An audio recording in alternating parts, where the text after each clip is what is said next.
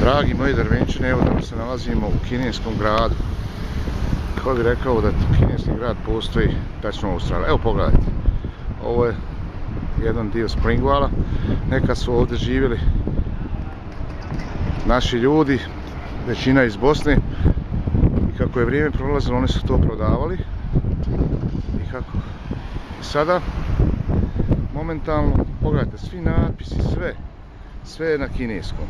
Znači, čitavo ovo naselje, ovaj nije naselje, u stvari grad, je postao kineski. Mi ovdje dođemo, evo ja sam došao namjerno da vam samo pokažem trgovine, šopove, sve, a grad se zove, evo ovdje piše Springvale Centra, Springvale Centra.